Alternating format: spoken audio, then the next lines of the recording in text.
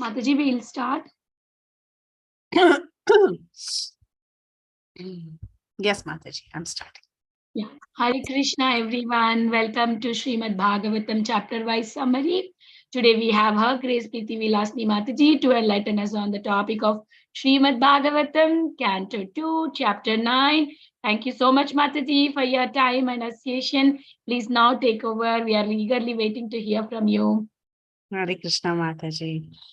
We'll start with the prayers. Om Ajnanatimirandhasya Jnananjana Shalakaya Chakshurunmilitam Yena Tasmai Shri Gurave Namaha Mukam Karoti Vachalam Pangum Langayate Girim Yat Kripatamaham Vande Shri Gurum Dinatarinam Paramananda Madhavam Shri Chaitanyamishwaram Nama Om Vishnu Padaya Krishna Presthaya Bhutale Srimate Bhaktivedanta Swami Nityanamane Namaste Saraswati Devi Gauravani Pracharini Nirvisesha Shunyavari Paschatya Desha Tarini Jai Shri Krishna Chaitanya Prabhu Nityananda Shri Advaita Gadadhara Shri Vasadi Gaura Bhakta Vrinda Hare Krishna Krishna Krishna Hare Hare Hare Rama Rama Rama Hare Hare. My obeisances to all the Vaishnavas on the call. Vancha kalpatarubhyascha kripa sindhubhya vacha patitanam pavanebhyo vaishnavebhyo namo namaha. Please bless me so that I may say a few relevant words. This is a very difficult chapter, and I'm not qualified to speak on this chapter, nor have I understood even 1% of it. But since we didn't have anyone sign up, I'm here presenting chapter 9 of Canto 2. And I beg apologies if I'm about to make any mistakes, because I understand that it's a very philosophical presentation, and there is scope for me to make mistakes. So seeking your blessings, and I will start with Canto 2, chapter 9 of Srimad Bahagvatam. So the chapter's name is Answers by Citing the Lord's Version. This is the name of the chapter. So the first time I read the chapter name, I was thinking, this is very strange. Why is a chapter named Answers by Citing the Lord's Version? So who are these answers for? Who asked the question? And what are the answers? Who's giving the answers? And how are they citing the Lord's version of the answers? So many questions springs up when you just see the chapter name. Answers by citing the Lord's version. So when you see this chapter name, you'd be very curious to see what were the questions and what were the answers, how it was answered. Right. So actually, in the previous chapter, you must have heard a very, very wonderful summary by His Grace Sundaranand Prabhu. Sundaranand Prabhu was explaining to us that Parikshit Maharaj asked several questions to Shukadev Goswami. Okay, and he listed so many questions. It was a huge list of questions, right? And very nicely, he was explaining to us, sometimes we may have questions and we may seek answers. But the person who is giving the answer may not answer to us in the same order as we have asked the questions. So they may choose to give us answers in a different format. Maybe they would give answers to the 7th question first and then the 4th question second. Like that, it is up to the person who's answering in which order they want to answer your questions. And he explained to us that the reason why great Mahabhagavats, they do that is because sometimes when we start answering in a particular order, at that time, it is easier for the listener or the questioner to get all his doubts resolved. Okay. So it has happened to us many times, and he explained with beautiful examples how this can actually be possible. So let's quickly recap what were the questions that Parikshit Maharaj asked. Actually, Parikshit Maharaj had many questions about the Lord and the Jiva, and he also had many questions about Kala and Karma. Now, throughout the Srimad Bhagavatam, the answers to these questions asked by Parikshit Maharaj is answered. It is not only in the 9th chapter that all these answers are given. However, in the 9th chapter, some parts of the answers are given. Okay, so it is completely up to Shukadev Goswami as to how he's going to answer this. And when he's answering these questions, he is going to cite the version of the Lord, meaning the Lord had a conversation with the Brahma. So he's going to use that conversation as a reference, and he tries to answer the questions that is posed by Parikshit Maharaj. Now, Parikshit, as I mentioned, had different questions. Some of the questions that he had was, and those questions are actually going to be answered in this chapter. So I'm just going to list only those specific questions that will be answered right away. Okay. What are those questions? He asks, how did the jiva, who's very spiritual, attain a material body? Now, we all know the very ABCs of Bhagavad Gita is that you are spirit and you're not the body, right? Everybody agrees. We are the soul, we are not the body. So if the jiva is so spiritual, how did this jiva attain a material body? Very valid question, right? So this is the very first question that is going to be answered in this chapter. Then he also asks, what are the specific differences when the Lord and the jiva attain bodies? So we all know the Supreme Lord also, he comes down to do pastimes. Everybody knows that. We also know that the Supreme Lord has several expansions by which he controls material affairs, like the Garbhodakshayi Vishnu. He's also an expansion of the Lord and he comes to this universe. So is there any difference when the Lord comes to this universe and the jiva attains a body in this universe? So what is the specific difference between the two? And then he also has a very serious question. He knows that Brahma was the very first living entity, right? And Brahma was Swayambhu. He was born from the navel of the Supreme Lord. He's called as Padmaja. He was directly born. In some places, he's called as Aja, meaning he doesn't have a formal birth. He just appeared on top of the lotus. So if he directly appeared from the navel of the Lord, is he the same as the Lord? He's equal to the Lord in all respects. This is one question that Parikshit Maharaj asked. Of course, the answer you can figure out in this chapter and also in other places also, like 3.8, Canto 3, Chapter 8 also, the answer is given to this question. And then he also had questions like, where does Karnodakshayi Vishnu, who's the master of this Maya Shakti is under his control, where is he there? I mean, is he getting entangled in this universe while he's creating this universe? Where is he lying? What is his position? So that is one question. And he also has many questions about details of the Virat Purusha. So we have seen in the beginning of the second canto, there was a huge description of Virata Purusha. So he wanted more details about that. Now that is actually answered in the next chapter, which is 2.10. The reason I put it here in our list for today, this is actually a subset of what was the original list that was presented by Prabhuji in the previous chapter summary. I've just removed one particular subset because we are going to discuss about all these topics. But the last one, please explain more details about Virata Purusha, will be discussed in the next chapter. Actually, I was planning to do both 9 and 10, but I just chose to do 9 because 9 is very heavy. And that also, I'm just going to give an overview. I'm not going to get into the details because of lack of time, because this is only an overview session. So details of Virat Purusha will be discussed in the next chapter. Now he had a set of questions about Kala and Karma as well. So many questions he had. In that one particular question that Parikshit asked, how does the Lord perform his leelas using his Yogamaya Shakti and disappears without any attachment? This question is also somewhat answered in this particular 9th chapter.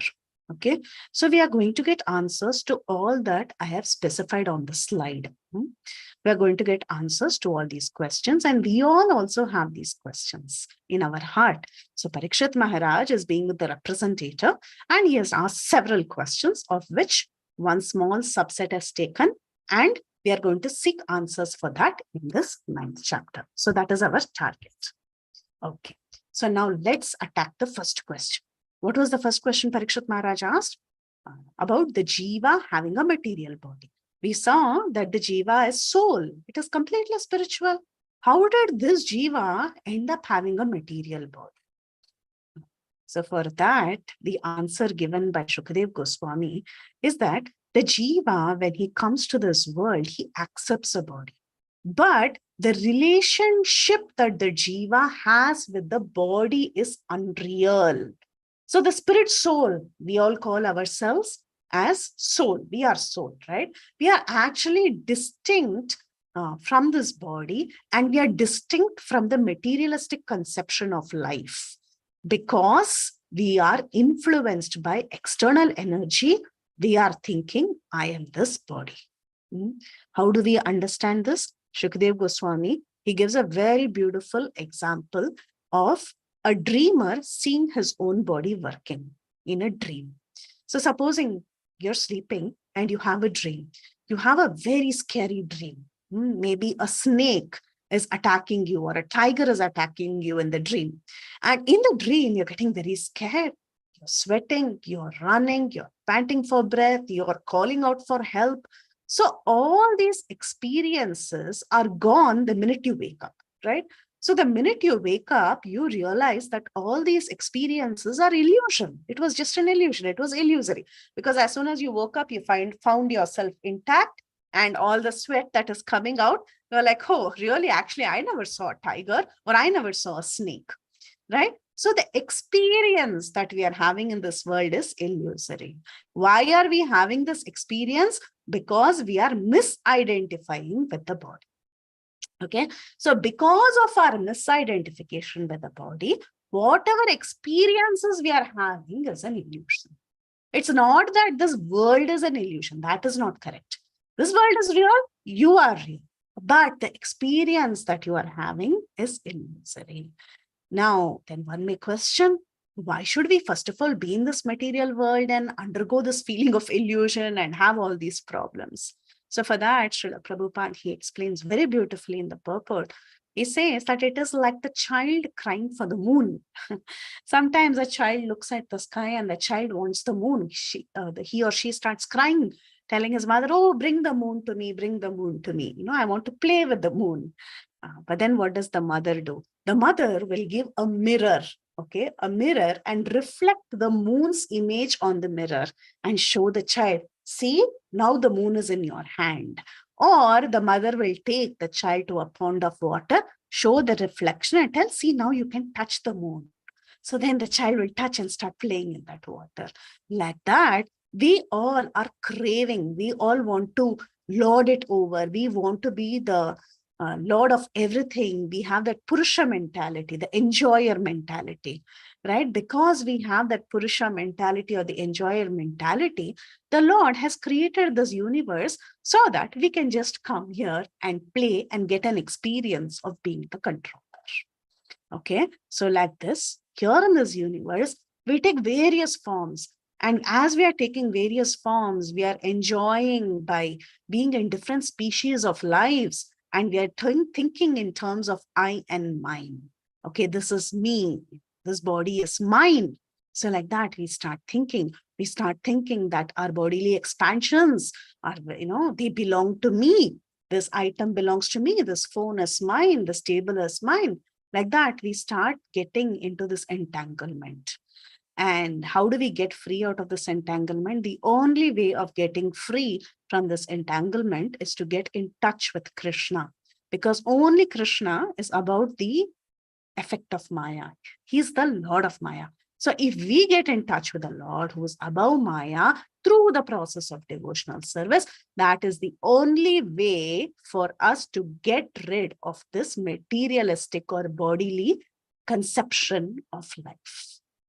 Okay, so this answer to question 1 about the jiva, how did this jiva end up having a material body, the relationship between the body and the soul, that is explained by Shukadev Goswami in this particular verse. Now, the next question. What was the next question he asked, which he's going to answer now? What is the difference between the Lord's and the jiva's body? The Lord also comes here sometimes. He comes as Garbhodakshay Vishnu. He's taking care of material affairs. He sometimes takes incarnations. Is he also getting entangled like us? Is he also having misidentification with the body? So to answer this, what happens is Shukadev Goswami, he tells that actually the Lord is always present in his eternal form. He is always transcendental. But to explain this, I will tell you about the conversation between Brahma and the Supreme Lord. So now he starts telling a story. He says, once upon a time, during the beginning of creation, Brahma decided to perform devotional service. How did he do devotional service? When he was born, his body was manifested from the navel of the Lord. So from the navel of from the navel of the Lord, there was a beautiful lotus that sprouted, and on that lotus came Brahma. Now, when Brahma he sat on that lotus, he knew that he was created, and he knew that his duty was to do for the creation, but he could not trace his source of from where he came, and he did not know how to create. So when he was thinking like that in the water, suddenly Brahma, he heard two syllables joined together. Now, what are these two syllables? One of the syllables was taken from the 16th and the other was taken from the 21st of the Sparsha alphabets. And both joined together to become the wealth of the renounced order of life. Now, so nicely, so cryptic, right? The whole thing is very, very cryptic. So it says the 16th syllable and the 21st syllable of the Sparsha alphabets. So one who has read some Sanskrit grammar would now start analyzing. Okay, there is a I, E, U, and all, and they go on and they will analyze. And when they analyze, finally, they'll come to the 16th syllable, that is Tha, and they will come to the 21st syllable of the Sparsha alphabets, which is Pa. So Brahma, he heard tapa, tapa, like that, he heard a sound. So the meaning of tapa is do penance, do tapasya. So hearing this, Brahma, he began to meditate. What did he began to meditate on?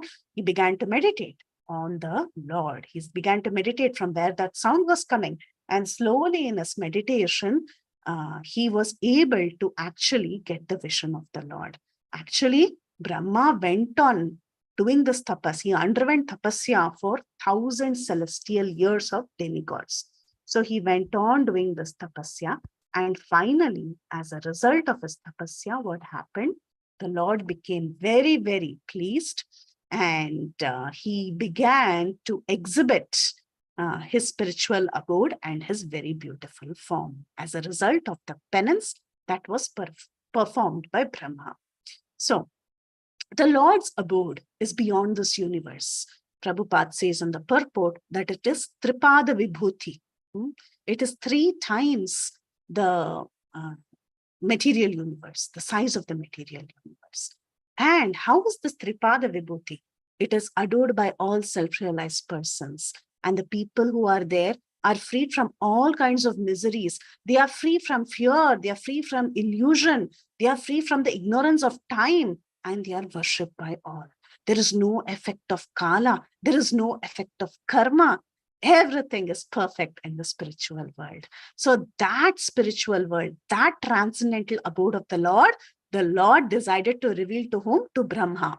Why did he reveal to Brahma? Because Brahma did very intense tapasya for several thousands of years. Because he wanted to know who he was. He wanted to know what his duty was and how to execute his duty. So very impressed by Brahma, the Lord decided to reveal Vaikuntha to him. So this is so beautiful. And what did Brahma see in his meditation? He saw the inhabitants of Vaikuntha. They were looking so beautiful. They had bluish skin. They were very effulgent.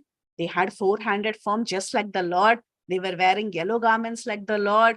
They were traveling in airplanes, and the sky, the Vaikuntha sky was looking like a bunch of clouds with flashing lightnings, because these airplanes were like lightnings in the sky. And Mother Lakshmi, who's the consort of Lord Narayan in the spiritual world of Vaikuntha, she was serving the lotus feet of her Lord, and she was singing his glories. And the Lord was surrounded by all his associates. Like you see in this particular picture, He was surrounded by his energies. He was surrounded by all his intimate associates, his chief followers like Nanda, Sunanda, Prabala, Arhana. All of them were surrounding the Lord. The Lord's different gatekeepers and all the four directions were stationed. And, his energies like Prahvi, Satya, Yoga, Kriya, Jnana, all of them were surrounding the Lord. And the Lord was seated on a very, very beautiful throne, surrounded by his energies, and Prakriti, Purusha, Mahatattva, ego, all of them in their personified forms, they were serving the Lord. The five elements, the 10 gross organs, the mind, the five elements, everything, the six opulences of the Lord, the various siddhis, mystic perfections, everybody in their personal forms were present in Vaikuntha, and they were offering their services to the Lord. So looking at this brilliant vision of Vaikuntha, Brahma was overwhelmed with ecstasy. He could understand that this is the Supreme Lord. So with great reverence and love for the Lord, he bowed down in front of the Lord. So this was a beautiful revelation that was given to Brahma as a result of what? His tapas. Okay. Now the Lord, he accepted Brahma as worthy of creation. He could understand that this boy Brahma is capable of doing the creation. So he was very, very impressed with Brahma, and he came to Brahma and he shook hands. Okay, it's such a nice gesture.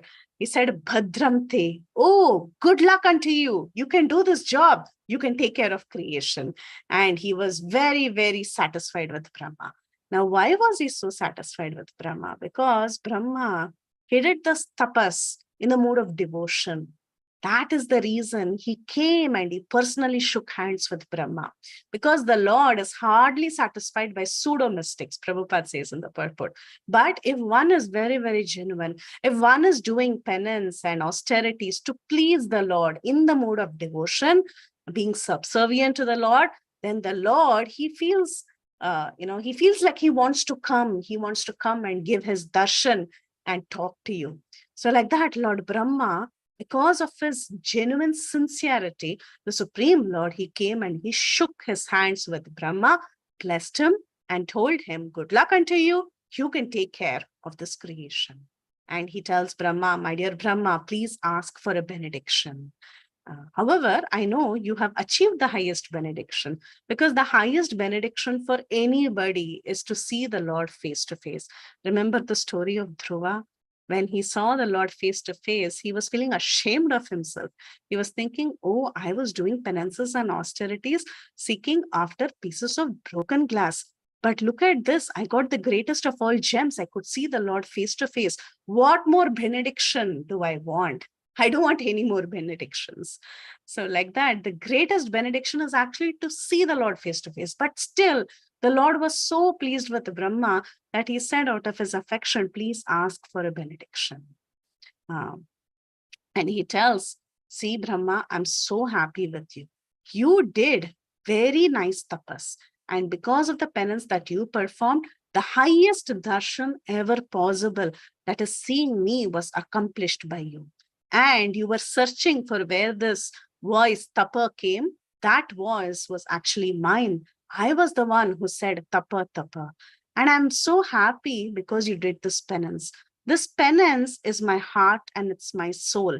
Penance and I are non-different. In fact, even I get the strength to maintain, destroy, and create this universe through the process of penance. So the Lord glorifies penance. In fact, Prabhupada says in the purport that the very purpose of human life is to do proper penance, to follow proper austerity and please the Lord. So that's what makes us different from animals. Animals and we are all doing sense gratification. But what makes us different? We can do it in a very nice, austere, regulated way. So the Lord appreciated it. And it should be done in the mood of devotional service. That is how Brahma executed penance. So the Lord comes and tells Brahma that I'm very, very happy with you. You did penance in the most perfect way. And I want to give you a benediction. So then Brahma smiled and he said, my dear Lord, you are the supreme, you are the creator, you're my creator too. You know everybody, what is there in everyone's heart, you know everyone's desires. You know everyone's endeavors. And I don't have to ask you for anything. You already know what is there in my heart. But still, because you're asking me, I will express my questions unto you. And please give answers to those questions. Okay? So now Brahma is going to ask questions to the Lord. The answers that is given to Brahma is actually the Chaturshloki. This answer is what Shukadev Goswami is repeating to Parikshit Maharaj to the questions Parikshit Maharaj asked in the beginning of this chapter. So that is the connection. Now we should not forget the flow of this chapter. Okay, what happened in the beginning? Parikshit Maharaj had some questions. He asked Shukadev Goswami. The first question, Shukadev Goswami directly answers. The first question was about how this, jiva that is transcendental, that is spiritual, has taken a material body. How does he identify? Does he identify with the body? Why is he cast into this material universe? Right? That was the first question. The second question that was asked was about the difference between the Lord and the jivas. The jivas come here and they take a material body. But is the jivas taking a material body and the Lord coming in this universe similar? Is the Lord also entangled?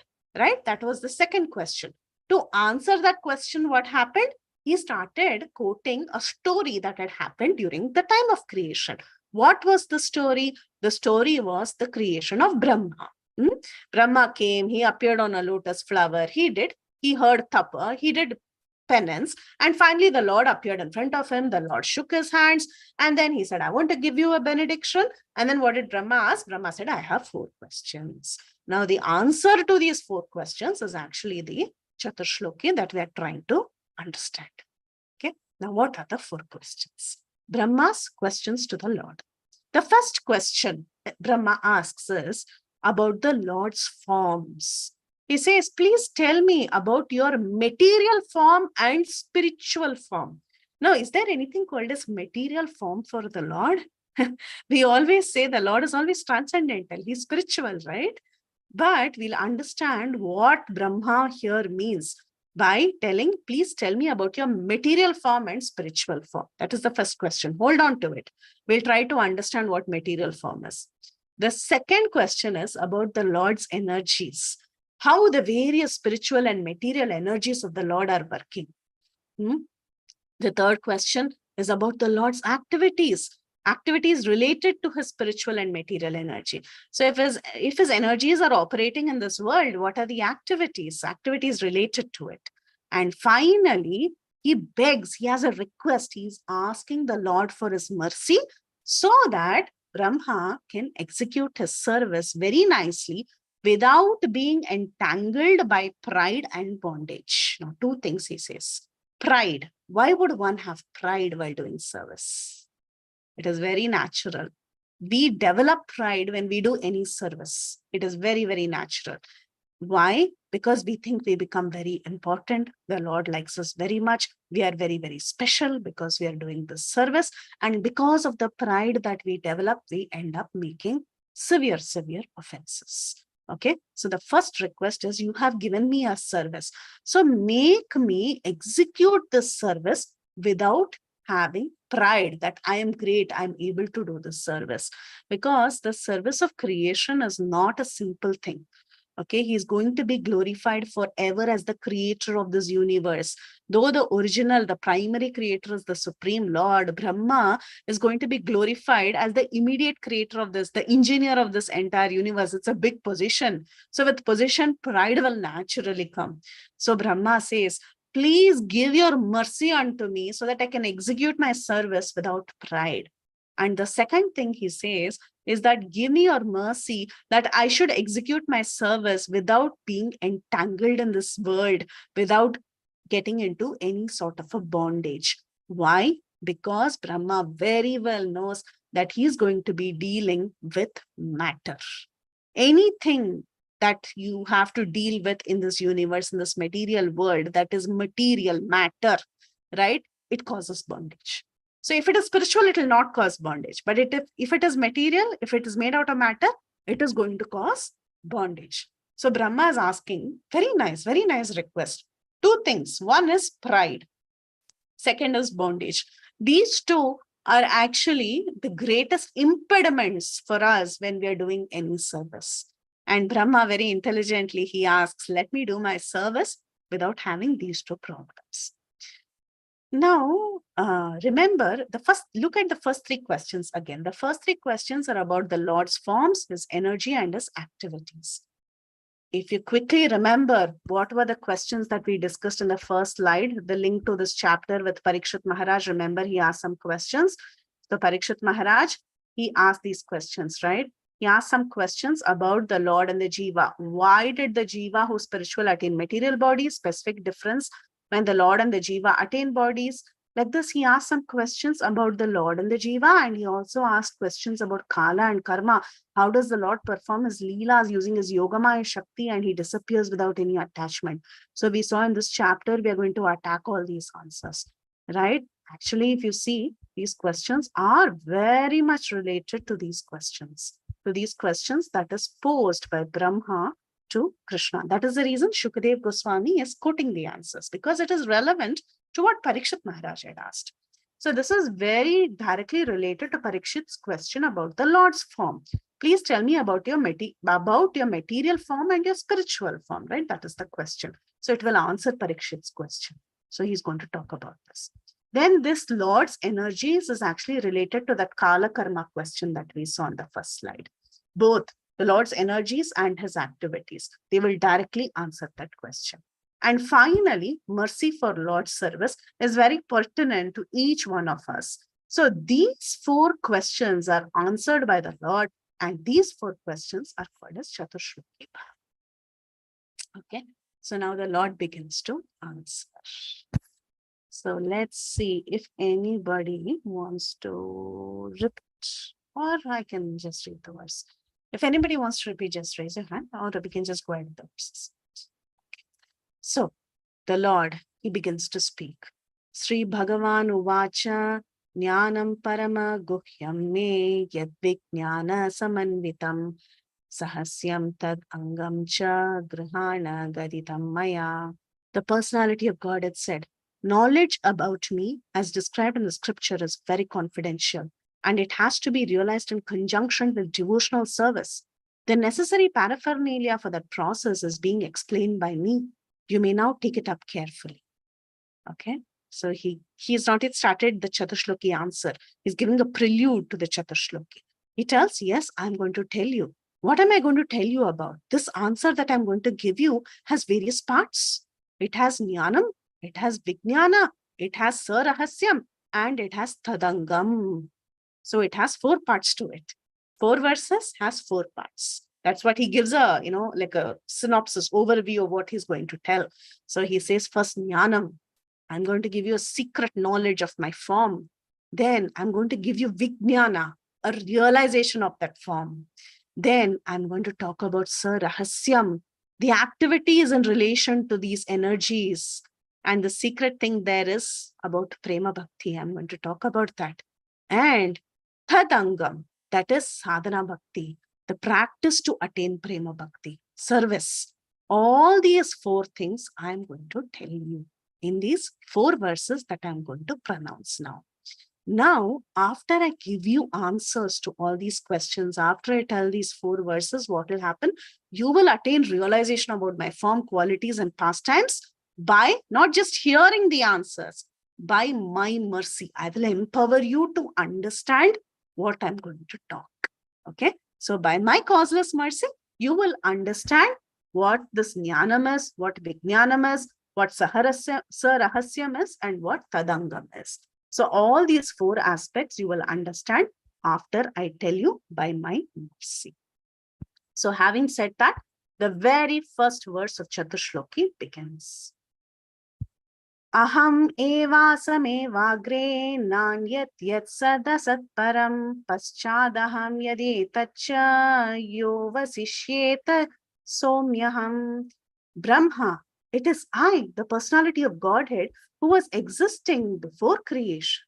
Okay, he makes it very clear. Before creation, when there was nothing but myself, nor was there the material nature or the cause of this creation. That which you see now also, I, the personality of Godhead, And after annihilation, what remains will also be I, the personality of Godhead. So the question was about the Lord's material form and spiritual form. Now, when we say material form, I promised you, I will tell you what material form means. Material form means this universe, because everything, this universe is also actually an expansion of the Lord. Everything in essence is the Lord, right? Everything is an energy of the Lord. Even we jivas, we are also an energy of the Lord. This material universe is his external energy. So when we talk about material form, we mean the Lord's form in the sense that the Lord, this material world actually is also a type of the Lord's form. So that is what we mean. So the Lord's form as the material form and the spiritual form. So that is what is going to be discussed in this particular verse. He tells that in the beginning of creation, I existed. I am the Lord of Vaikuntha. I am the source of this entire creation. So in the beginning also, only I existed. After I created the universe, so many various universe came out of this. In each of these universe, I expanded as Garbhodakshayi Vishnu, and I entered every universe. I came in various incarnations. I come as the super soul and I accompany every single jiva within this universe. So in the beginning, I existed. Now, when the creation is happening, after the creation is done, also I come. I come and I continue to exist. And when all this universe is actually going to dissolve, at that time also, after annihilation also, I will continue to exist as the Lord of Vaikuntha. So like this, he says that he's continuously existing in the beginning, after creation, and even after annihilation. So in the purport, Srila Prabhupada explains that this particular verse, the very first verse of the Chaturshloki, tells us something very important. It tells us that Brahma is actually not the same as Krishna, because here there is one person who's speaking to another person. Krishna is telling Brahma, Brahma, oh my dear son, it was I, right? He says separately. He separates himself out. He says it was I who existed in the beginning, who existed after I created you. I came to this universe. I continued to exist. And after this universe was dissolved, I still continued to exist even after annihilation. Okay. So he's trying to separate the two. So this particular verse very clearly talks about the difference between the jiva and the Supreme Lord, because some impersonalist commentators, when they say I only existed, I was there before, I was there now, I was there later, sometimes how they interpret these terms is that they say that I actually indicates the jiva itself. The jiva existed in the beginning, the jiva existed during the creation, after the creation, everything is one. So these kind of interpretations are possible. For that reason, Srila Prabhupada in the purport, he discusses and he tells that Brahma and the Lord are clearly differentiated in this particular verse. The Lord is always eternal. He always exists. He doesn't get entangled in this material creation. Yes, every jiva is also eternal, but there is a huge difference between the jiva and the Supreme Lord. The Supreme Lord never gets entangled in this creation. He might come, but he plays his role and he moves on. So that's why he quotes this very, very famous verse from the Upanishad. Nityo nityanam chetana chetananam eko bahunam yo vidadati kaman. The creator I and the created I are both accepted in the Vedas as qualitatively one. There is only qualitative oneness between the Supreme Lord and the Jiva, because both of them are Nityas and Chetanas. But singular I is the creator I, and the created I's are of plural number because there are many I's like Brahma and those generated by Brahma. So here, if you see the translation, it says, Brahma, it is I, the personality of Godhead who was existing before creation. And then there was nothing but myself, nor was there the material nature, the cause of creation, of this creation. That which you see now is also I, the personality of Godhead. And after annihilation, what remains will also be I, the personality of Godhead. So when one reads this message, one may think I means there is only one I, everything is Brahman. That kind of interpretation can come into place. But here, using this very beautiful verse from the Upanishads and how it should be understood, Srila Prabhupada clarifies when he says this, there is a clear distinction between the Supreme Lord and Brahma. So one should not get confused and think that everything is one eye. No, there is a difference. One eye is the Supreme Lord. The other eye is that multiple eyes that the Lord is creating. Okay. So this particular verse, it gives knowledge about the Supreme Lord. It gives knowledge about who the Supreme Lord is. The Supreme Lord is the creator. So it gives jnanam. And it says that the Supreme Lord had a personal form, because it is talking so much about him, that he's there, he was there in Vaikunta, and then he's there, he helps with creation. Again, during the time of annihilation also, he continues to be there. So it talks a lot about his personal form. There is a lot of knowledge given about the Supreme Lord. Because there is knowledge given about the Supreme Lord, our acharyas tell that this verse is the sambandha. Sambandha, it gives knowledge of sambandha, our relationship with the Lord. We also see a little flavor of the Achintya Bheda philosophy here, how we are qualitatively one with the Lord and yet we are different from the Lord. Okay, so different acharyas have commented on this particular verse in various ways. However, we should understand that the Chatushloki verse number 1 and verse number 2 are going to give us sambandha jnana, our relationship with the Lord. So what is the relationship that is being described here? It is telling the Lord has created us and we have come to this material nature. The Lord also comes from time to time. He accompanies us, but he doesn't get entangled. And even after destruction, the Lord continues to exist. So sambandha, our relationship with the Lord, is clearly established here. The second point is that the Lord has a personal form and there is a distinction between the jiva and the Lord. Okay. And at the same time, there is a similarity. What is the similarity? The similarity is qualitative similarity. However, quantitatively, we are different from the Lord. So this resonates with the Achintya Bheda philosophy. So the first verse of Chatushloki is Sambandha Jnana. Now, let's see what the Lord said second. Okay.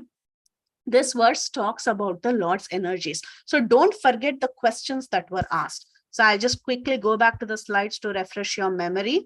See here, you see the first one is about the Lord's form. So first thing he said about his form, right? He was present initially, then he came here, then he expanded, but still he's always there. So these are about the Lord's forms, because Parikshit Maharaj asked, is his form and my form the same? I get entangled. Does he also get entangled? Remember Parikshit's question? So the first one is about the Lord's form. So that is clear to us. Now, what is the second question? The second question is about the Lord's energies, how the various spiritual and material energies are working. So this is the next question that he is going to answer in Chatushloki, verse number 2. Hridayartam yat pratiyeta na pratiyeta chatmani tadvidyat atmano mayam yatha bhaso yatatama. O Brahma, whatever appears to be of any value, if it is without relationship in relation to me, it has no reality. Know it as my illusory energy, that reflection which appears to be in darkness. I'll read again. O Brahma, whatever appears to be of any value, if it is without relation to me, it has no reality. Know it as my illusory energy, that reflection which appears to be in darkness. So Krishna is very clearly telling us that when we are in this material world, it is very easy to be illusioned. What is illusion? To take things not connected with Krishna. That is illusion. Krishna is very clearly telling us. If it has no relationship with me, it has no reality. If it has relationship with me, then it is completely real. So it is like this illusory energy is like a reflection that appears to be in darkness. Where is the question of reflection in darkness, right? So it's an illusion. Very nice, very, very poetically, Krishna tells to Brahma. He talks about his energy. What does he say? Whatever is without a relationship with the Lord is considered to be an illusion. Now the Lord has Mahamaya and Yogamaya as his energies. What is Mahamaya? It is the potency by which the real objects in this world are sometimes perceived and sometimes not perceived by vidya and avidya potencies. Okay, this is material.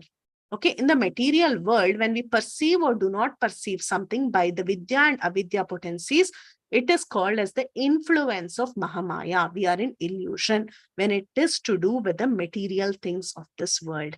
However, Yogamaya potency is the potency of the Lord by which objects are perceived or not by the persons who have realized the Lord in connection with the Lord when they are seeing something. Realized devotees, for them, the influence of the Lord is called as Yogamaya. So if the Lord is influencing a person, okay, directly because of his devotion, because he's a realized soul, for such a person, he may perceive or not perceive something. And all this is by the direct control of the Lord. Such an influencing energy is called as Yogamaya. However, the influencing energy only that happens without connection of the Lord by ordinary vidya and avidya potencies is called as Mahamaya. So the Lord has these different bewildering energies. And yoga, the right or another way of understanding Yogamaya and Mahamaya, there are various definitions. Prabhupada very simply he puts it. He says, the right conception of dovetailing everything in the Lord's service is Yogamaya, and the wrong concept of detaching everything from the Lord is called as Mahamaya. So there are so many other definitions. It says, the illusory energy has two phases of existence, namely the covering influence and the throwing influence. So your Mahamaya, she acts in two ways. What are the two ways she acts in? She covers the living entities and she throws the living entities. Where is she throwing them? By the throwing influence, the illusory energy throws the living entities into the darkness of ignorance. And by covering influence, she covers the eyes of men with poor fund of knowledge about the existence of the Supreme Person who enlightened the Supreme Individual Living Being, Brahma. So there is a clear distinction between Yogamaya and Mahamaya, and it talks about the fact that Mahamaya, this illusory energy, has two phases.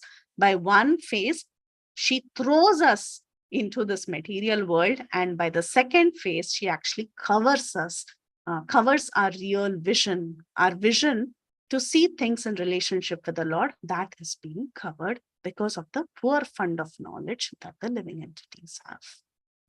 Okay, so this particular verse also is Sambandha, because we're trying to understand the Lord and we are also trying to understand ourselves, that we can come, we can be controlled by this illusory energy. So in that sense, this is also Sambandha Gyan, but it is actually defined as Vijnana. Vijnana means realization.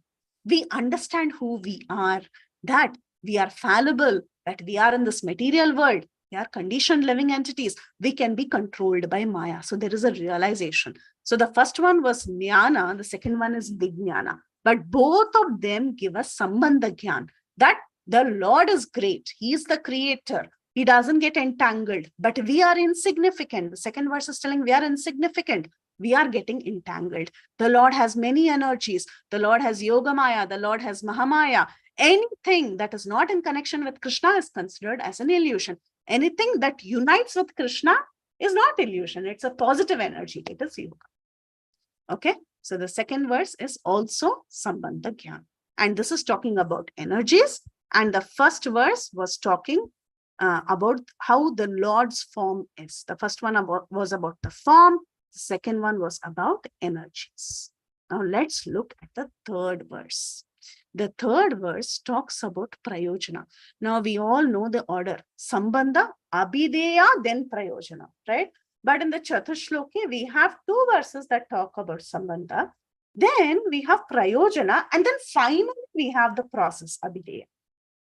Okay, so now let's see what the third verse is, and let's try to analyze the third verse.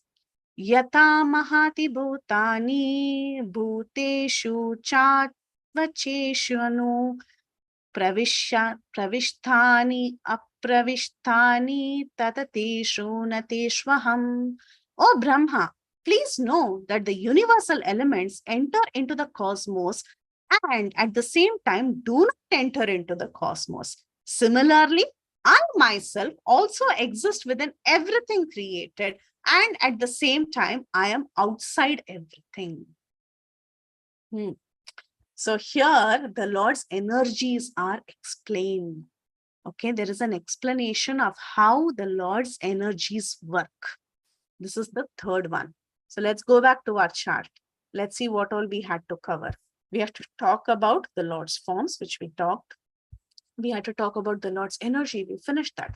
The next thing is the interaction of those energy or the Lord's activities related to his spiritual and material energies, how these energies are interacting. So that is what we are going to see here in the third verse. So what did he tell? Oh Brahma, please know that the universal elements enter into the cosmos and at the same time, they do not enter into the cosmos. Now, this is very strange. How do we understand this sentence? Just like in our body, okay? In our body, what do we have? We have air, we have fire, we have space, okay, ether. We have all the energies. We have the earth element, right? So we have all the different elements within our body. Who can, deny that? We have the fire of digestion. We have the fire element. We have the earth element, which is the skin, the bone, the flesh, all of that. We breathe in air. So all the different elements are there within the body. Now, if I ask you a question, are these elements there outside of our body? The answer is yes, right? Outside the body also, all these elements are present. Take another example. Supposing you're cooking rice, okay? What do you do to cook rice? You have to take rice. You have to take a rice as such, the grains. The grains is earth element. Now, in that you will put water, okay? The water element has come. Then you'll heat it. You'll heat fire from below. So the fire element is there. So now when the water starts boiling and when the rice starts cooking, the rice will increase in volume, right? So the rice takes up space. It increases in volume. It's not that if you put, 1 cup of rice and 2 cups of water, it only come till 2 cups. It will come a little more. It will take up more space and it will expand. So all these elements are there within that pot. The pot is made out of earth element. Now everything is there in one place, right? Everything is there within. At the same time, it is also there externally. It's not that, outside there is no fire or there's no air or there's no water. Everything is outside also. So like that, Brahma, Krishna is telling, oh Brahma, please know that the universal elements enter the cosmos. At the same time, they do not enter into the cosmos. They are outside also. Similarly, I myself also exist within everything created. At the same time, I'm outside of everything. In Bhagavad Gita also Krishna tells, right? I entered everything, but I am aloof from everything. Remember in Bhagavad Gita, he says that. So he's aloof from everything, though he's within everything. So this is how his energies are interacting in this universe. He is inside, he's outside. Antar bahir avistitam.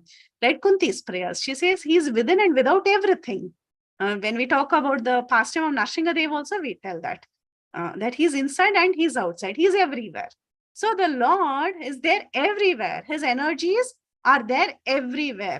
And a devotee actually has this kind of a vision. A devotee can understand that the Lord is everywhere. He sees Krishna within everything and he sees Krishna outside also. He sees Krishna in the deity.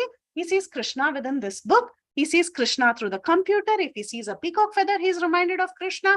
If he sees the blue sky, the clouds, he's reminded of Krishna. There is every reason for him to be reminded of Krishna. If he's drinking water, he's able to connect with Krishna. He thinks, oh, Krishna is there in this taste of water. So like that, the devotee is seeing Krishna everywhere. Just like how the elements are there inside and outside. And he understands really the Lord is there inside and outside of everything. So this is the vision of a pure devotee.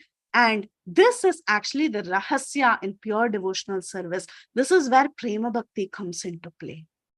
Okay, so actually the hidden agenda in the third verse is revealing prema bhakti. It is giving out a rahasya that devotees who are having the salve of love, who have tinged their eyes with the salve of love, with that Premanjana Churita Bhakti Vilochanena, those devotees who have that love for Krishna can actually see Krishna everywhere.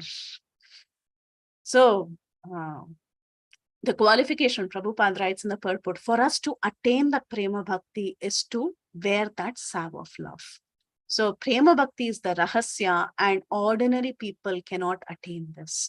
Very, very few people who have understood what transcendental devotional service is, only such people can really understand this Prema Bhakti. Why? Because the Lord, he's very smart. He'll give mukti to everyone. Okay, he's ready to give liberation to everyone. But to give love of God, it is very rare. He won't give everyone, because when he gives love of God, he becomes subordinate to that devotee. So that is the most precious thing. Transcendental devotional service of the Lord is so wonderful that the occupation keeps the deserving devotees always wrapped in psychological activities without deviation from the absolute touch. What a beautiful sentence by Prabhupada. Prabhupada writes it in the purport. He says, this transcendental devotional service of the Lord is so wonderful that the occupation keeps the deserving devotees always wrapped in psychological activities without deviation from the absolute touch. So whatever they are thinking, they are feeling, they are emoting, everything is Krishna conscious, because Krishna has completely overtaken them. Now this is Prema Bhakti. Now this love of God that is developed in the heart of a devotee is a great mystery. Krishna very rarely bestows this love. So this is the secret that is given in the third verse. It appears, to be very ordinary. When you just read the translation, you see, oh Brahma, please know that the universal elements enter into the cosmos. At the same time, they do not. Similarly, I go inside. At the same time, I'm outside everything. So, you might not be able to churn out that this verse is actually giving us prayojan gyan. It's very difficult to understand. However, our acharyas in various ways, they have churned out that this is actually a rahasya. It is a rahasya verse that Krishna is telling to Brahma, and he's talking to us about Prema Bhakti. So now what happened? He spoke 2 verses about Sambandha, and he spoke 1 verse about Prayojana. Now what happened to Abhideya? Abhideya is the process to attain the Prayojana. It is the process to attain Prema. So did he explain that? Yes, that is the 4th verse of the Chaturshloki. Abhideya Jnana, and this is about Sadhana Bhakti. That is the part of Tad Angam. Because remember, before he started spelling out these 4 verses, what did Krishna tell? Krishna told, Sri Bhagavan Uvacha, Jnanam Paramaguhyam me Tat Vijnana Samanvitam Sarahasyam Tadangam. So now he's going to explain the 4th. He said he spoke about Jnanam, he spoke about Vijnana, he spoke about Rahasyam, Prema Bhakti, and now he's going to talk about Tadangam. What is the practice to attain that Prema Bhakti? What is the angam of attaining that Prema Bhakti? It is Sadhana Bhakti. So now he talks about Sadhana Bhakti.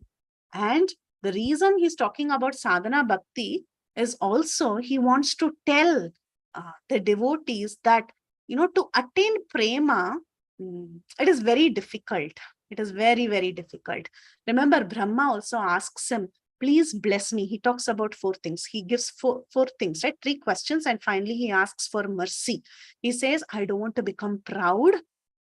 He tells, I don't want to become proud. And I don't want to get entangled by the material effects. I don't want to be in bondage. So for that, what should one do? One should do sadhana bhakti. That is what is mentioned in the 4th verse of the Chaturshloki. Etavadeva jijnasam tattva jijnasunatmanaha Anvaya Vyatirekhabhyam Yatsyat Sarvatra Sarvada. A person who's searching after the absolute truth, the personality of God, it must certainly search for it up to this in all circumstances, in all space and time, and both directly and indirectly. So, Tad Angam means the necessary paraphernalia to attain Prema Bhakti. And what is that? That is Sadhana Bhakti. So a person who's searching after the absolute truth should search for it in all circumstances, in all space and time, both directly and indirectly. By doing what? by doing this process of devotional service called as sadhana bhakti. So only when one performs devotional service, regulated devotional service called as sadhana bhakti, what is directly and indirectly? Directly means following all the regulations of sadhana bhakti. What is indirectly? Avoiding things that are not favorable for devotional service.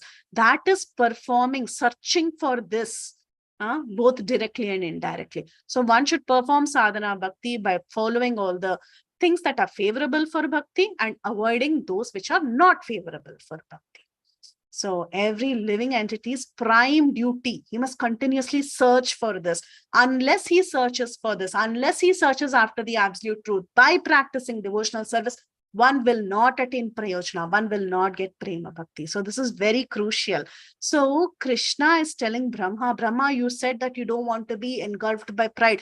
You said that you don't want to be in bondage. It is possible only if you do sadhana bhakti. You have to do this.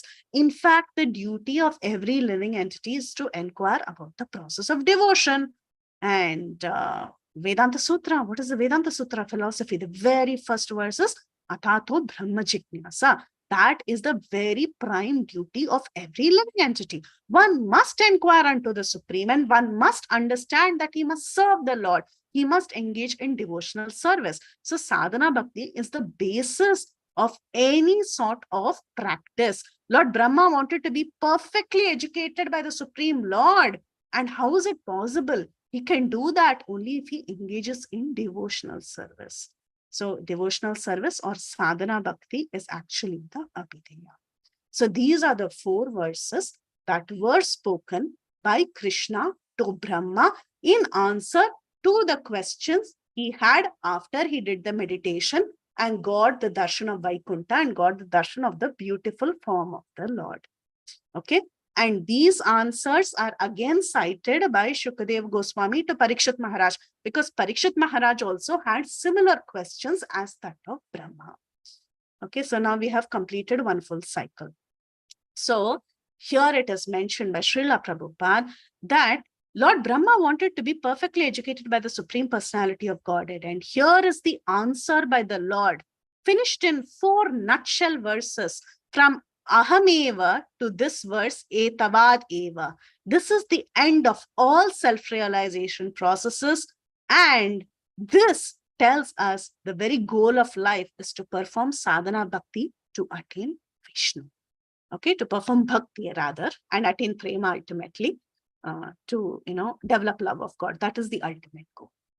Now, this Chaturshloki is actually encapsulated in one verse from the Chaitanya Charitamrita and Madhya Leela. So in Madhya Leela, there is this very, very beautiful verse from Sri Chaitanya Charitamrita. It says, Bhagavatera Sambandha Abhideya Prayojana Chaturshloki te prakata tarakariyache lakshana. So how did our acharyas, they have actually connected this to Sambandha, Abhideya and Prayojana. And the same thing is mentioned in Sri Chaitanya Charitamrita, that if you just read the Chaturshloki verses, you can understand Sambandha, Abhideya and Prayojana that is required for us in our bhakti. The essence of Srimad Bahagvatam, our relationship with the Supreme Lord, our activities in that connection and the goal of life is manifest in the 4 verses of Srimad Bahagvatam known as the Chaturshloki. Everything is explained in these 4 verses. So this is how this connection is being made, and it is quoted in Sri Chaitanya Charitamrita. So after the Lord spoke these 4 verses, he told Brahma, my dear Brahma, I have given you answers to these 4 questions. So now with deep concentration, try to think about this, meditate on this. If you hear to this very carefully and practice it, you will never be bewildered. And he assured Brahma of all success. He blessed Brahma and he disappeared. Now this Chaturshloki that was spoken by the Supreme Lord was absorbed by Brahma. Brahma meditated on that. And based on what was given to him, the answers given to him, he could get all knowledge and he began to create this universe. He followed all the rules and regulations that was laid out to him. Later, Narada Muni, who is the son of Brahma, came and inquired about the Lord's Maya. He had similar questions. Okay. He also had questions about them, about Maya. See, Brahma had questions. He asked Krishna. Now, Narada Muni, he also had questions. He came and asked his father Brahma. So what did Brahma do? Brahma narrated whatever he heard from Krishna. So Brahma passed down the knowledge to his son Narada. See, everything comes in parampara. First, at the topmost level, you have Krishna, who gave knowledge to Brahma. Then later, Narada Muni, who was endowed with very good qualities. A list of qualities is mentioned for him. He was endowed with all very auspicious qualities. He came and he inquired from his father about Maya and about the Jiva and the Supreme Lord. And Brahma gave him all knowledge. Now, we have already seen in the 5th chapter of the 1st canto that Narada Muni had instructed Vyasadeva. So, chronologically, we must understand that first, Krishna gave knowledge to Brahma, Brahma gave knowledge to Narada. That knowledge that Narada got, he actually gave it to Vyasadeva. How he gave the knowledge to Vyasadeva, that history is already discussed in the 1st canto. Now, this Vyasadeva who attained this knowledge, he gave this knowledge to Shukadeva Goswami. That Shukadeva Goswami, he spoke to Parikshit Maharaj and Suta Goswami. Now, Suta Goswami, he gave it to the sages of Naimisharanya. Like this, that Chatushloki, which is an encapsulation of the Srimad Bahagvatam. It is not all the 18,000 verses of the Srimad Bahagvatam. It is only an encapsulation, a summary that was expanded. That essence was maintained, and there was transparency in the parampara. It was transferred from one person to the other. Okay, so Narada gave it to Vyasadeva. Vyasadeva meditated on devotional service. He also had the vision and he could understand everything. And then he gave it to Shukadeva Goswami. Shukadeva Goswami then gave it to Parikshit Suta Goswami and then to the sages of Naimisharanya. So like this, the parampara continued and the Srimad Bahagavatam was handed down. So in our next chapter, we are out of time anyways. So in our next chapter, which is 2.10, we will hear the explanation of how the universe became manifested. How the universe became manifested from the universal form of the Lord, and all other questions, further questions will be answered in the next chapter. So we will see that answers in 2.10 in our next class. So I'll end here. I think I have a summary slide. So this is the summary. Parikshit Maharaj had questions about Jiva having a material form, and Shukadeva Goswami answered about how a Jiva misidentifies with the body. And then he had further questions. He had a question if the Lord and the Jiva are very similar in taking bodies. If the Lord also gets entangled. So that was a question. And to answer that, he set the platform for Brahma and Krishna's conversation. And he told us about how Brahma had the vision of Vaikuntha, and the Lord asked Brahma to take benedictions. The Lord congratulated Brahma for all the austerities he had done. And then the Lord spoke the beautiful Chatushloki, that which explains Sambandha, Abhideya, and Prayojana. He gave the entire Srimad Bhagavatam in a nutshell. And then this Chatushloki was passed in Parampara in this very chapter. Okay. So the remaining questions of Parikshit Maharaj will be continued to be answered in the following chapters of Srimad Bahagvatam. So 2.10 will handle some more questions that were asked by Parikshit Maharaj. So we'll stop here. If you have any questions, realizations, or corrections, I know this was very hard. If you have any corrections, if I said something wrong, feel free to correct me and let me know what we could do. Thank you all so much. Hare Krishna.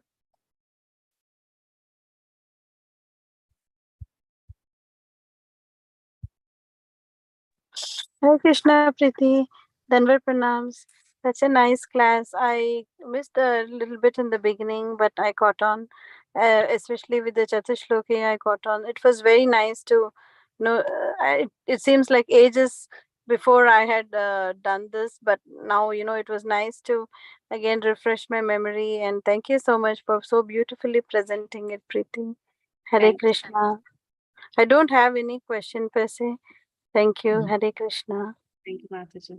Thank you. Hare Krishna, Mataji. I have a question.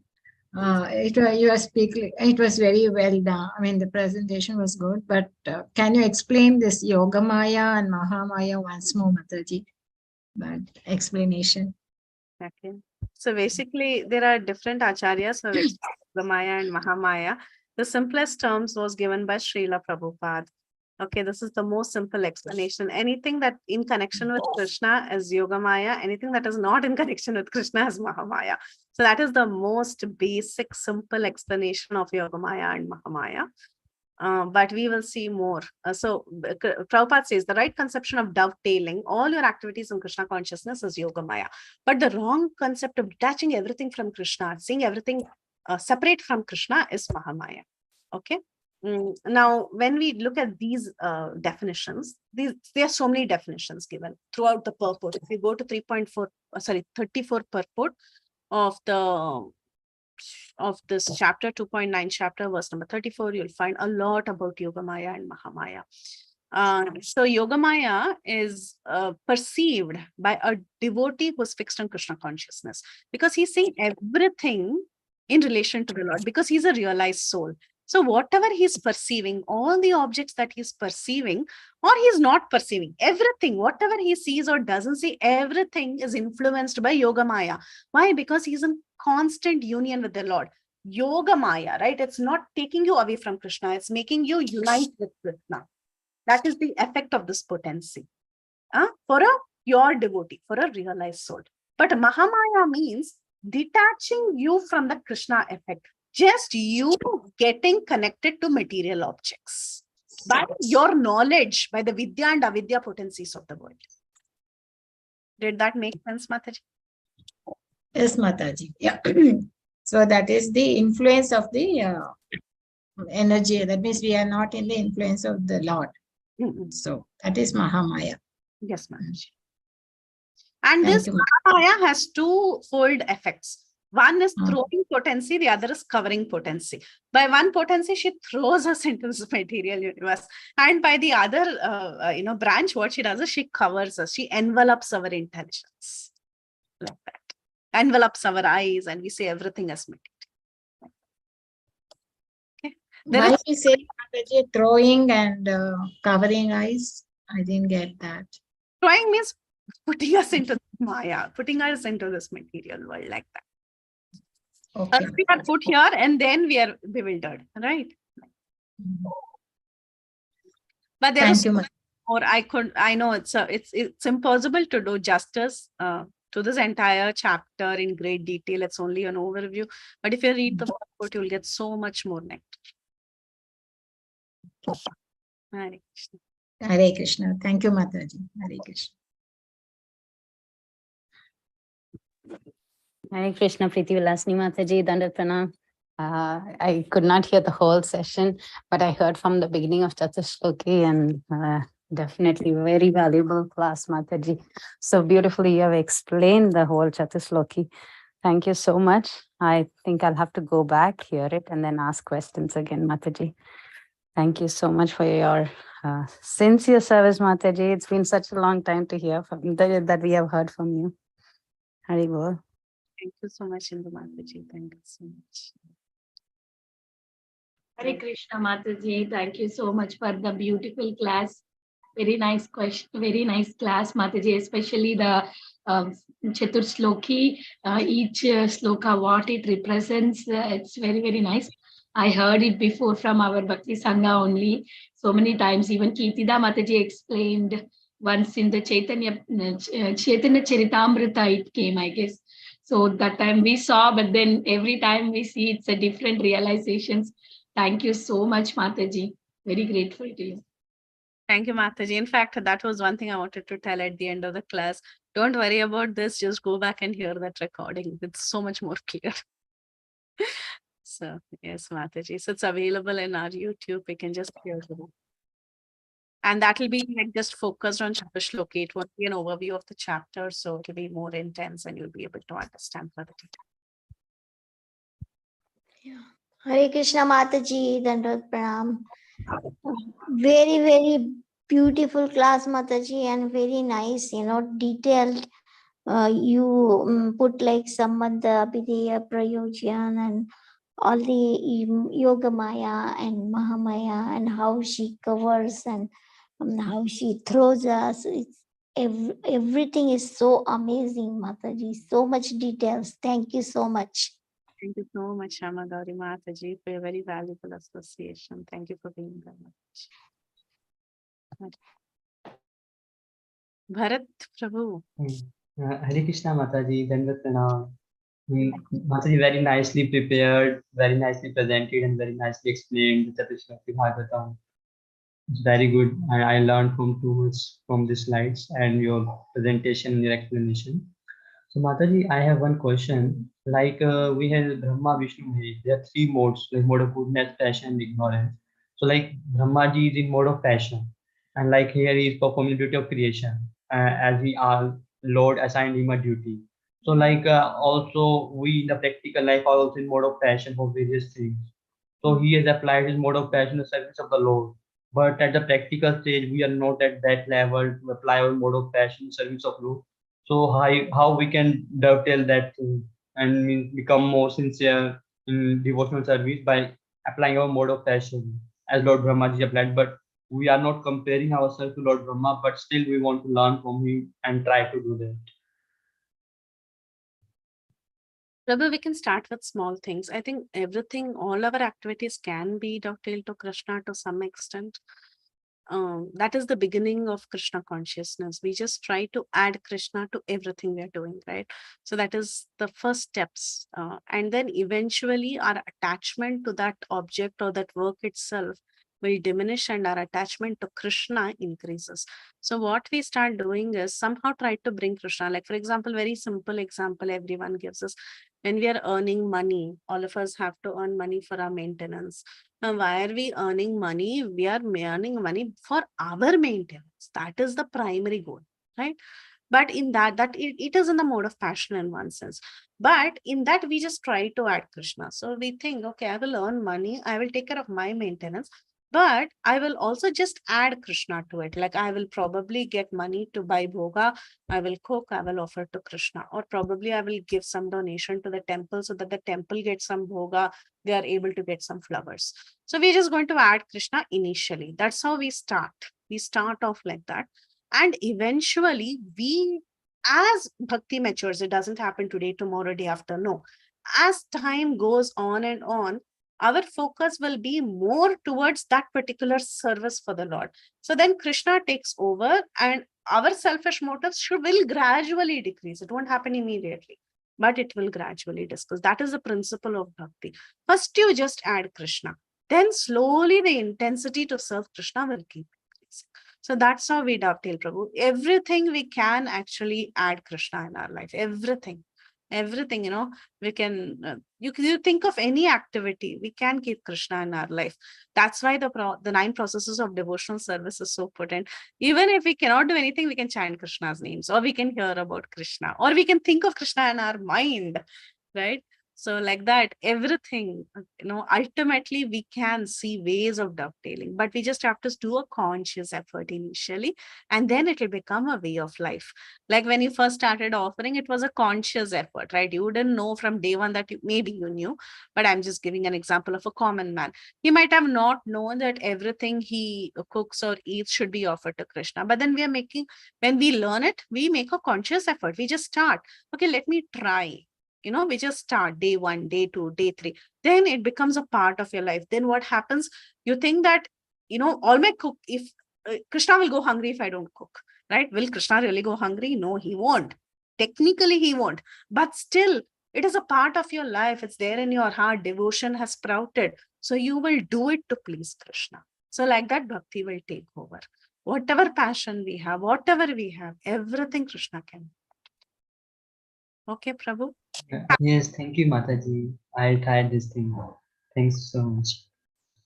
Yes, Bhavna Mataji. Sorry, I didn't see both of you in the beginning. Otherwise, I would have called both of you for reciting verses. So I didn't see in the beginning. So I just went with the flow. I'm sorry. No, Mataji, it's okay. You are doing so good. We are learning from you. Thank you, Mataji. Hare Krishna, Mataji. Dandavat Pranam. Thanks for giving such a nice class. You presented so nicely the flow of the Chatu Shloki Bhagavatam, how Lord Krishna explained it to Brahma. You explained us, you tried so hard to explain us. Thank you, Mataji. But Mataji, I have one confusion, like in the third verse where you mentioned like it is explaining the prayojan. So I didn't get exactly means how it is explaining the prayojan, means the prem, that the goal of our life. So here it says that Krishna is present within everything and without everything, right? A person who has love for Krishna, who's filled with Krishna consciousness, he sees Krishna everywhere because his life is full of Krishna, like the gopis. The gopis were seeing Krishna everywhere. When Krishna was not there also, they were continuously seeing Krishna in Vipralamba, in separation. They were so separated from Krishna that they were seeing Krishna in front of them. That is what happens to a devotee. So it is a cryptic thing when it says that Krishna is present inside, within, and without. This is the vision that a pure devotee gets when that devotee attains prema. Did that make sense? Yes, Mataji, means when we reach at that stage, then we will be able to see Krishna everywhere, means we are at a high level, pure devotion stage. Yes. Otherwise, we do not understand, Krishna is everything and without everything. That is only theory for us. But yeah, it becomes practical. Mataji, got it, understand. And Mataji, why Prayojan has come before the Abhiday? The reason is because the questions asked by Brahma is in that order. What happens is Brahma, see in this particular verse, he finally asks for the mercy of the Lord's service. He asks for the mercy of the Lord to perform service. Sadhana Bhakti can be spoken only in this order because Sadhana Bhakti is the last thing he's talking about. Right? Okay. Means as per the order of the questions asked by Brahmaji. Okay. Mataji, one more question if you have time. Mataji, like you said that when Brahmaji asked for the benediction that he don't fall into the pride, means he don't think that he is the only creator, he is creating this all material universe, means. But we see in Bhagavatam like in Brahm Vimohan Lila, he got bewildered. So why it happens then? Yeah, so it is mentioned that this is not the Brahma of this Kalpa, meaning in the Kalpa that he gets the benediction and he is able to do the work. It's not the same, or it had happened before, something like that. So whatever it is, we are not connected, or it's a different Brahma. That's how the Acharyas explains. It's not connected. It's the same. Okay, Mataji. Okay, thank you, Mataji.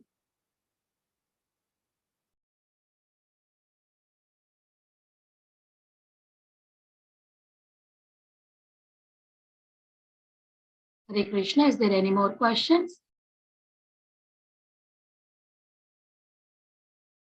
Hare Krishna, Preethi Vilasini Mataji. Excellent session, excellent answers. Thank you so much for presenting this beautiful chapter so nicely. I think so you were telling that you are not prepared, but I think so you cannot do better than this. It was so wonderful. So thank you for that. Hare Krishna. I don't know, but thank you so much. Thank you for the inspiration.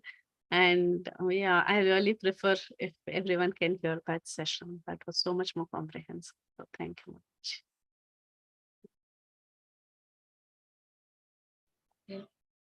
Thank you once again for everyone joining. If there are no more questions, we can end the call here. I would like to offer my obeisances to Preethi Vilasini Mataji and all the Vaishnavas assembled on the call. Vanchakalpatarubhyasya kripa sindhubhyev cha patitanam pavanebhyo Vaishnavebhyo namo namah.